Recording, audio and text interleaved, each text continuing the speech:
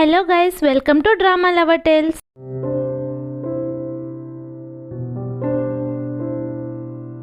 మన 22nd episode start అవుతుంది.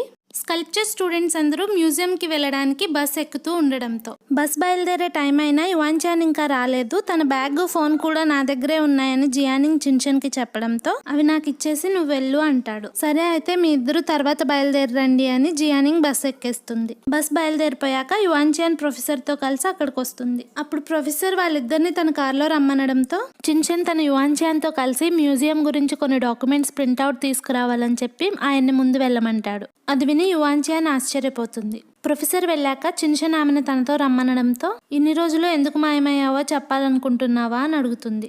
అతను కాదని చెప్పడంతో ఆమెకు కోపం వచ్చి అక్కడి నుండి వెళ్ళిపోబోతుంది. అప్పుడు అతను ఆమెను ఆపి ఫ్యామిలీ ప్రాబ్లం వల్ల వెళ్లాల్సి వచ్చిందని చెప్తాడు. అప్పుడు ఆమె మీ నాన్నమ్మ గారి ఇంట్లో ఉన్నప్పుడు బానే ఉన్నావు కదా, తర్వాత ఫోన్ స్విచ్ ఆఫ్ చేసేసావు అంటుంది. ఆ విషయం నీకు ఎలా చెప్పాలో నాకు అర్థం కాలేదు అని అతను చెప్పడంతో ఆమె బాధపడుతూ నేను ఇప్పటి వరకు నీతో బ్రతిమాలించుకోవడానికి కోపం నటించాను, కానీ ఇప్పుడు నాకు నీ గురించి ఏమీ తెలియదని అర్థమైంది. ఆఖరికి లింగ్వికి తెలిసినంత కూడా నాకు తెలీదు. ఇన్నాళ్ళు నువ్వు కాంటాక్ట్ లో లేకపోయినా తిరిగి రాగానే రీజన్ చెప్తావు అనుకున్నాను, కానీ నువ్వు చెప్పలేదు.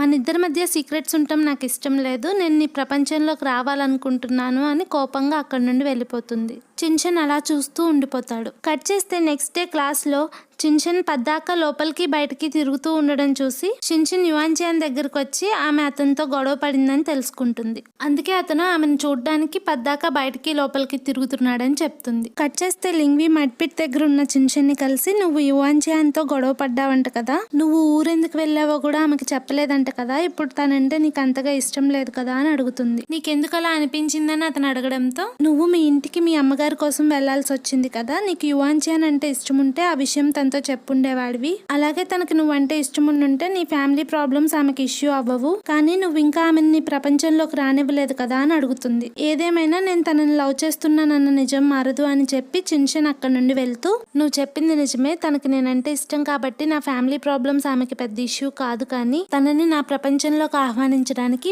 బెస్ట్ వే గురించి ఆలోచిస్తాను అని చెప్పి చిన్చెన్ అక్కడి నుండి వెళ్ళిపోవడంతో లింగ్వి ఫ్రస్ట్రేషన్ లో తన హ్యాండ్ బ్యాగ్ ని విసిరేస్తుంది. అప్పుడే అక్కడికి వచ్చిన యువాన్ చాన్ అది చూసి ఆమెకి బ్యాగ్ అందించడంతో నీ వల్లే చిన్చెన్ నాకు దూరం అయ్యాడు, ఇన్నేళ్లుగా నేను చేసిన ప్రయత్నాలన్నీ బూడిదలో పోసిన పన్నీర్ చేశావని లింగ్వి ఆమెపై అరుస్తూ ఉంటుంది. అప్పటికే భయంతో మడ్పిట్టెక్కిన యువాన్ చాన్ లింగ్వికి సర్ది చెప్పడానికి ప్రయత్నిస్తుంటే తను నీకు దక్కాడు కాబట్టి ఎన్ని మాటలైనా చెప్తావా అని లింగ్వి యువాన్ చాన్ ని పట్టుకుని ఫ్రస్ట్రేట్ అవుతుంటే పొరపాటున ఆమె చేయి జారి యువాన్ చాన్ వెళ్లి మడ్పిట్లో పడిపోతుంది. అది చూసిన యువాన్ చాన్ క్లాస్మేట్ వెంటనే క్లాస్ కు వెళ్లి లింగ్వి యువాన్ చాన్ కొట్టుకుంటున్నారని అందరికీ చెప్తుంది. అందరూ కంగారుగా బయటికి వెళ్తుంటే చెంచినాన్ చిన్చెన్ కి కాల్ చేసి లింగ్వి యువాన్ చాన్ ని కొట్టిందని చెప్తాడు. క్లాస్మేట్స్ యువాన్ చాన్ ని బయటకు తీయడానికి ట్రై చేస్తుంటే చిన్చెన్ వచ్చి ఆమెను బయటకు తీస్తాడు. అప్పుడు లింగ్వి నేను యువాన్ చాన్ ని తొయలేదు అని చిన్చెన్ కి చెప్పడానికి ట్రై చేయడంతో అతను లింగ్విని తిట్టబోతే యువాన్ చాన్ అతను ఆపి నాకేం కాలేదు, అయినా నేనే పడిపోయాను అంటుంది. దాంతో అతను ఇంకెప్పుడు నీ మొహం నాకు చూపించకని లింగ్వికి చెప్పి యువాన్ చాన్ ని తీసుకుని అక్కడి నుండి వెళ్ళిపోతాడు. దాంతో అక్కడే కూర్చుని ఏడుస్తున్న లింగ్వికి సీచెంగ్ టిష్యూ పేపర్స్ ఇచ్చి కళ్ళు తుడుచుకోమంటాడు. కట్ చేస్తే యువాన్ చాన్ దగ్గరికి లేట్ గా వచ్చినందుకు చిన్చెన్ ఆమెకి సారీ చెప్పడంతో ఆమె స్మైల్ చేస్తుంది. నేను పొరపాటున పడిపోయానన్నా నువ్వు వినలేదు, కోపం ఆపుకోలేక లింగ్విని కొట్టేస్తావేమో అని చాలా భయమేసింది అని ఆమె చెప్పడంతో నిజంగానే నాకు చాలా కోపం వచ్చిందని చిన్చెన్ చెప్తాడు. దాంతో యువాన్ చాన్ హ్యాపీ ఫీల్ అయి చిన్చెన్ బొగ్గలు పట్టుకుంటుంది. ఆమెకి తనపై కోపం పోయిందని హ్యాపీ ఫీల్ అయి చిన్చెన్ ఆమెను హగ్ చేసుకుంటాడు. అప్పుడు ఆమె నువ్వు మాయమవడానికి రీజన్ చెప్పే వరకు మన మధ్య అంతా సెట్ అయినట్టు కాదు అని చెప్పడంతో అతనేం మాట్లాడకపోవడం చూసి అక్కడి నుండి వెళ్ళిపోతుంది. నెక్స్ట్ డే ప్రొఫెసర్ క్లాస్ కి వచ్చి కాంపిటీషన్ లో గ్రూప్స్ గా పార్టిసిపేట్ చేస్తే బాగుంటుందని చెప్పి క్లాస్ ని 3 గ్రూప్స్ గా డివైడ్ చేస్తారు. చిన్చెన్, సీచెంగ్, యువాన్ చాన్ ని గ్రూప్ లీడర్స్ గా చేసి చిన్చెన్ ని ఆ 3 గ్రూప్స్ కి ఇన్ఛార్జ్ ని చేస్తారు. టైం చాలా తక్కువ ఉంది కాబట్టి త్వరగా కాన్సెప్ట్ రెడీ చేసుకోమని చెప్తారు. కట్ చేస్తే సీచెంగ్ తన ఐడియా షేర్ చేసుకుంటూ పాపులర్ కార్టూన్ క్యారెక్టర్స్ ని చేస్తే బాగుంటుందని చెప్తాడు. కానీ కాంపిటీషన్ థీమ్ సిటీ కల్చర్ గురించి కాబట్టి అది దానికి సూట్ అవదని చెప్పి చిన్చెన్ ఆ ఐడియాని రిజెక్ట్ చేస్తాడు. అప్పుడు సీచెంగ్ యువాన్ చాన్ ని తన వ్యూ అడగడంతో అందరూ తను ఏం చెప్తుందా అని ఆతృతగా చూస్తారు. ఆమె చిన్చెన్ ని సపోర్ట్ చేయడంతో సీచెంగ్ డిసప్పాయింట్ అవుతాడు. కట్ చేస్తే యువాన్ చాన్ లైబ్రరీలో బుక్స్ వెతుకుతుంటే చిన్చెన్ ఆమె దగ్గరకు వస్తాడు. ఆమె పక్కకి వెళ్ళిపోతుంటే ఆపి ఇందాక నువ్వు నన్ను సపోర్ట్ చేసింది కేవలం నేను చెప్పింది కాంపిటీషన్ థీమ్ కి సరిపోతుందనా అని అడుగుతాడు. లేకపోతే నేను నీ గర్ల్ ఫ్రెండ్ ని కాబట్టి సపోర్ట్ చేశాను అనుకున్నావా, అసలు ఏ గర్ల్ ఫ్రెండ్ కైనా బాయ్ ఫ్రెండ్ ఎక్కడుంది ఏం చేస్తుంది తెలియకుండా ఉంటుందా అని అడుగుతుంది.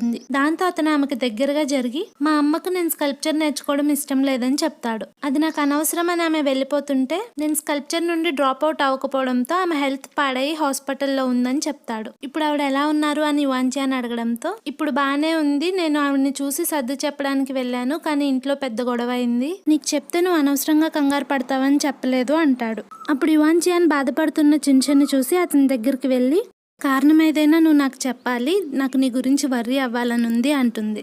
ఇంకెప్పుడు ఏ విషయమో దాచును అని చిన్షన్ సారీ చెప్పడంతో ఆమె హ్యాపీ ఫీల్ అవుతుంది. అప్పుడు చిన్షన్ నువ్వు కూడా నన్ను ఎప్పుడు అన్కండిషనల్గా సపోర్ట్ చేస్తూ ఉండాలి అని చెప్పి ఆమెను దగ్గరికి లాక్కుని హగ్ చేసుకుంటాడు.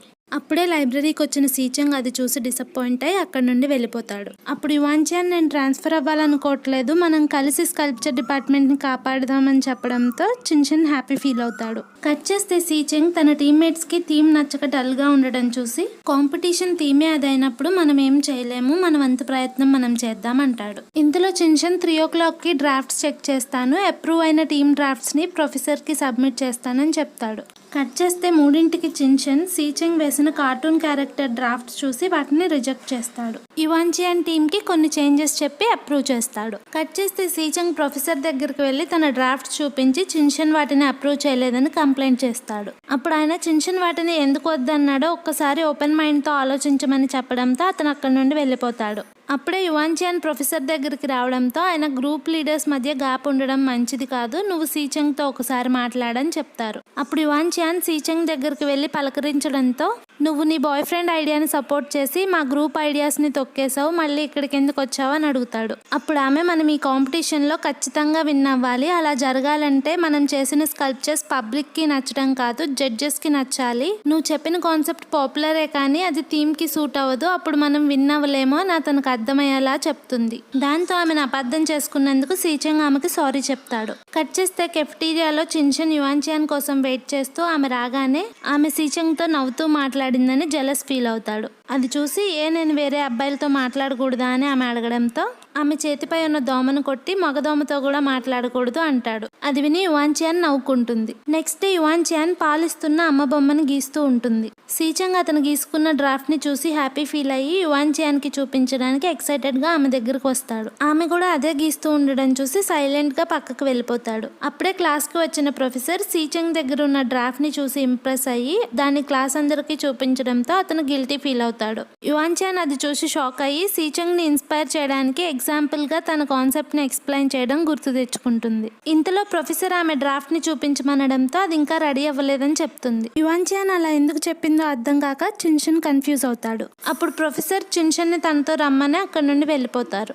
చిన్షన్ వెళ్తూ వెళ్తూ రెడీగా ఉన్న యువాన్జియాన్ డ్రాఫ్ట్ ని చూసి గిల్టీగా ఉన్న సీచంగ్ ని డల్ గా ఉన్న యువాన్జియాన్ ని చూసి వెళ్ళిపోతాడు. వెంటనే సీచంగ్ యువాన్జియాన్ దగ్గరికి వచ్చి నువ్వు నీ ఐడియానే ఎక్స్ప్లెయిన్ చేసావని నేను అనుకోలేదు అని ఆమెకి సారీ చెప్తాడు. అప్పుడు ఆమె అతను గిల్టీగా ఫీల్ అవ్వడం చూసి పర్లేదులే నేనే నీకు క్లియర్ గా చెప్పలేదు, అందులోనూ నువ్వు నా వల్ల నీకు ఇష్టం లేని థీమ్ చేస్తున్నావు, నేనే వేరే కాన్సెప్ట్ వెతుక్కుంటాలే అని చెప్తుంది. కట్ చేస్తే లైబ్రరీలో కొత్త కాన్సెప్ట్ కోసం వెతికి అలసిపోయిన యువాన్జియాన్ దగ్గరికి చిన్షన్ వచ్చి నీ సిటీ బ్రెస్ట్ ఫీడింగ్ ప్లాన్ ని సడన్ గా ఎందుకు వదిలేసావు అని అడుగుతాడు. సీచంగ్ యువాన్జియాన్ ఐడియాను వాడుకున్నాడని తెలిసి అతనికి ఏమైందా అని ఆశ్చర్యపోతాడు. మనం తనకి ఇష్టం లేని కాన్సెప్ట్ చూస్ చేయడం వల్ల ఇబ్బంది పడుతున్నాడా అని ఆమె అడగడంతో ముందు నీ కొత్త కాన్సెప్ట్ కోసం కొన్ని బుక్స్ తీసుకొస్తా అని చిన్షన్ అక్కడి నుండి వెళ్తాడు. అప్పుడు యువాన్జియాన్ అతను వెనకే వెళ్ళి కొత్త కాన్సెప్ట్ వెతకడంలో హెల్ప్ చేయమని అడుగుతుంది. ఒక ఆర్టిస్ట్ ఎప్పుడు ఇండిపెండెంట్ గా ఆలోచించాలి అని అతను చెప్పడంతో నాకు ఇప్పుడు ఆర్టిస్ట్ అవ్వాలని లేదు, చిన్షన్ గర్ల్ ఫ్రెండ్ లా ఉండాలని ఉంది అంటుంది.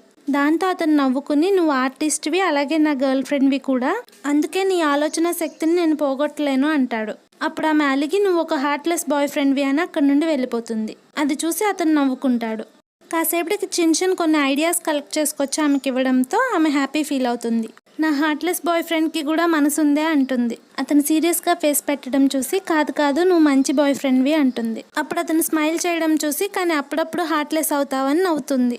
మళ్ళీ అతను సీరియస్ ఫేస్ పెట్టడంతో నేను నిన్ను పొగుడుతున్నాను అంటుంది. అతను ఉడుక్కుని థ్యాంక్స్ చెప్పి వెళ్ళిపోవడంతో నవ్వుకుంటుంది. యువాన్జియాన్ ఆ ఐడియాస్ అన్ని టీమ్మేట్స్ కి చూపిస్తుంది. అందరూ కలిసి స్పోర్ట్స్ కాన్సెప్ట్ ని సెలెక్ట్ చేసుకుంటారు. టీమ్మేట్ సోంగ్సీని మోడల్ గా తీసుకుందామని అడగడంతో యువాన్జియాన్ చిన్షన్ ఏమంటాడో అని కంగారు పడి యువాన్ హ్యాంగ్ ని మోడల్ గా తీసుకుందాం అంటుంది. కానీ వాళ్ళు ఒప్పుకోకపోవడంతో చిన్షన్ ని పర్మిషన్ అడగాలి లేదంటే అలుగుతాడు అనుకుంటుంది. కట్ చేస్తే కెఫ్టీరియాలో అతన్ని కాకా పట్టడానికి అతను తింటూ ఉంటే అలాగే చూస్తూ ఉంటుంది. అంటుంది. నా ముఖానికి ఏమైనా అంటుకుందా అని అతను అడగడంతో లేదు లేదు నువ్వు తింటుంటే చాలా అందంగా ఉన్నావు, చూపు తిప్పుకోలేకపోతున్నాను అంటుంది. సరే అయితే అలాగే చూస్తూ ఉండు అని అతను అనడంతో ఆమె ఇంకా అలాగే చూస్తూ ఉండడం చూసి ఏం కావాలి అన్నట్టు చూస్తాడు. నువ్వు ఇచ్చిన ఐడియాస్లో మేము స్పోర్ట్స్ని చూస్ చేసుకున్నాం, కానీ దానికి ఒక మోడల్ కావాలి అని మొహమాటంగా అంటుంది.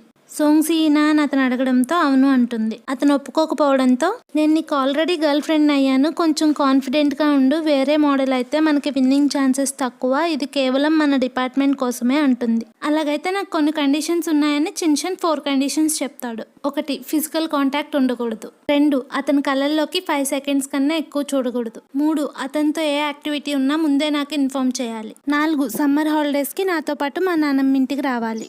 ఆమె లాస్ట్ది తప్ప అన్నీ ఓకే అని చెప్పడంతో అలాగైతే సోంగ్సీని రీప్లేస్ చేయమంటాడు. ఇక తప్పక ఆమె లాస్ట్ కండిషన్ కూడా ఒప్పుకుంటుంది. కానీ ప్రతిసారి ఇలాగే నీ మాట నెగ్గించుకుంటున్నావని ఉడుక్కుంటుంది. అయినా నన్ను మీ నాన్నమ్మ దగ్గరికి తీసుకెళ్లాలని ఎందుకు అనుకుంటున్నావు అని ఆమె అడగడంతో మర్చిపోయావా, ఆ రోజు వీడియో కాల్లో నువ్వే ఏదో చేసావు, అందుకే ఆమెను డైరెక్ట్గా కలిసి నీ మీద ఒపీనియన్ మార్చుకోవాలి, లేదంటే నా టేస్ట్లో ఏదో ప్రాబ్లం ఉందనుకుంటుంది అంటాడు. అది విని యువాన్జియాన్ నవ్వుతూ సర్లే వస్తాను అంటుంది. కట్ చేస్తే యువాన్జియాన్ సోంగ్సీకి కాల్ చేసి స్పోర్ట్స్ మీద స్కల్ప్చర్ చేస్తున్నాము, నువ్వు మోడల్గా ఉంటావా అని అడుగుతుంది. అతను సరే అనడంతో నువ్వు కాలేజ్కి రాగానే కాల్ చేయి, లంచ్కి కలుద్దాం అంటుంది. కట్ చేస్తే యువాన్జియాన్ తన రూమ్మేట్స్తో కలిసి సోంగ్సీతో రెస్టారెంట్కి వెళ్తుంది.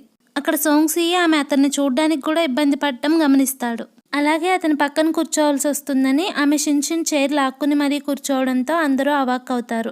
ఇంతలో చిన్చిన్ ఆమెకి కాల్ చేసి ఎక్కడున్నావు అని అడగడంతో సోంగ్సీతో లంచ్కి వచ్చిన విషయం చెప్తుంది. అప్పుడు చిన్చిన్ నేను ఇంకా లంచ్ చేయలేదు, నేను కూడా వస్తాను అనడంతో కాదనలేక ఒప్పుకుంటుంది. అప్పుడు ఆమె చిన్చిన్ కూడా అక్కడికి వస్తున్నాడని అందరికీ చెప్పగానే అతను నిన్ను స్పై చేస్తున్నాడా ఏంటి అని చిన్చిన్ అడగడంతో కాదు, సోంగ్సీ తన బెస్ట్ ఫ్రెండ్ అందుకే కలవడానికి వస్తున్నాడు అని చెప్తుంది. అది విని అందరికీ నవ్వొస్తుంది. కానీ ఆమె ఎంబారెస్ అవ్వకూడదని అవును నన్ను కలవడానికి వస్తున్నాడని సోంగ్సీ అంటాడు. అప్పుడు చిన్చిన్ అక్కడికి వచ్చి ఆమె పక్కన కూర్చుని ఆమెపై చూపించే ఓవర్ కేరింగ్నెస్ ని చూసి అందరూ ఆశ్చర్యపోతారు. యువాన్జియాన్ ఇబ్బంది పడుతుంది. అప్పుడు చిన్చిన్ టేబుల్ కింద ఆమె చేయి పట్టుకుని కూర్చుని అందరినీ తినడం స్టార్ట్ చేయమని చెప్తాడు. యువాన్జియాన్ ఏం తినాలో కూడా చిన్చినే వడ్డించడం చూసి సోంగ్సీ ఆమె ఫేవరెట్ ష్రింప్ కేక్స్ ని ఆమెకి ఆఫర్ చేస్తాడు. ఆమె ఎక్సైటెడ్ గా తీసుకోబోతే చిన్చిన్ వద్దు అన్నట్టు ఆమె చేతిని గట్టిగా నొక్కుతాడు. దాంతో ఆమె ఇవంటే నాకు ఇదివరకు ఇష్టం, కానీ ఇప్పుడు అంతగా ఇష్టం లేదు అని చెప్పడంతో సోంగ్సీ మొహమాటంగా స్మైల్ చేస్తాడు. చిన్చిన్ హ్యాపీ ఫీల్ అవుతాడు. యువాన్జియాన్ రూమ్మేట్స్ అదంతా చూస్తూ అవాక్ అవుతారు. చిన్చిన్ వడ్డిస్తూ ఉంటే యువాన్జియాన్ నవ్వుతూ తినడం చూసి స్మైల్ చేస్తున్న సోంగ్సీ ఫేస్ మీద ఈ ఎపిసోడ్ ఎండ్ అవుతుంది.